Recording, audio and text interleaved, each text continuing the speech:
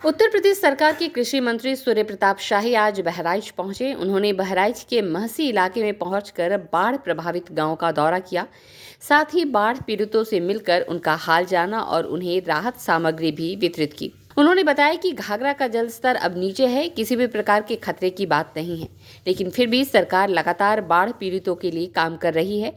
किसी को किसी भी प्रकार की समस्या नहीं होगी। उन्होंने लोगों को दिए जाने वाले तमाम तरीके की सुविधाओं की जानकारी आंकड़ों के सहित मीडिया को दी। स्ट्रीट बस के लिए बहराइच से महेश चंद्र गुप्ता की रिपोर्ट। घाघरा खतरे के निशान से काफ़ी नीचे चल रही है, इसलिए किसी को भी भयातुर होने की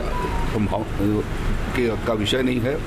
और यहाँ पर 11 गांव, 4 तहसीलों में से 11 गांव प्रभावित रहे, जिसमें से 1 या 2 गांव के भीतर मैं अभी वहाँ पर जा कर के और बाढ़ राहत कार्यों को देखूंगा भी, उनके भीतर उसके सामग्री का वितरण भी करूंगा।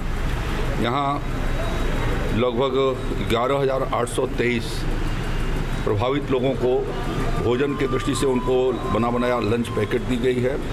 6,908 लोगों को राशन किट दिया गया है, जिसमें पूरा 1 महीने का भोजन सामग्री उसके भीतर है। 40-45 किलो उसके भीतर सामग्री विविध प्रकार की, चावल भी रखा है, आटा भी रखा है, आलू भी रखा है, दाल भी रखी है, तेल भी रखा है। तो इस तरीके से पूरी एक गृहस्थी कैसे चलाई जा सकती है, उसकी सरकार ने व्यवस्था कराई है।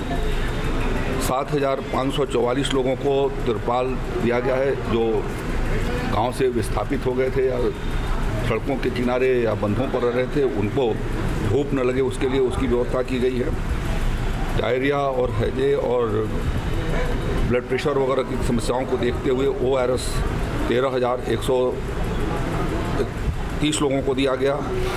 और पानी बरसात की वजह से जो प्रभावित रहता है, उसको पिए जाने की वजह से कई बार कठिनाइयाँ पैदा होती हैं, डायरिया होती है, हैजा होते हैं या मलेरिया की शिकायत आती है। उसके लिए उनको पानी में डाल करके उन्हें उसके उपचार के दृष्टि से क्लोरीन टैबलेट 46,131 लोगों को वो क्लोरीन टैबलेट प्रदान की गई है।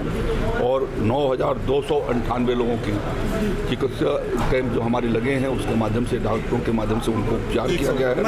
पर्याप्त मात्रा में उनको दवाएं वहाँ पर सुलभ कराई जा रही हैं। पशुओं का भी व्यापक पैमाने पर टीकाकरण यहाँ पर किया गया है।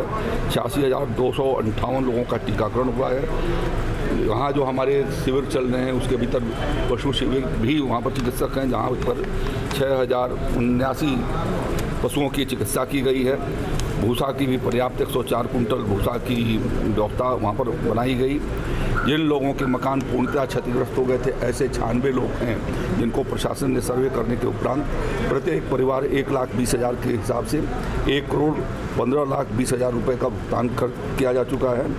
और जिनके जो कच्चे मकान जो ध्वस्त हुए थे, उनको 8,000 रुपये के हिसाब से, आवासीय पुरानी जिनकी थी उनको 5,000 के हिसाब से, तो उनको इस प्रकार से 8,000 के हिसाब से उनको प्रति परिवार उनको 5,52,000 का भुगतान किया गया है। और इसी तरीके से 96 लोगों को जिनकी पलानियाँ क्षतिग्रस्त थी, उनको भी उसके लिए 4 लाख रुपया प्रदान किया गया है।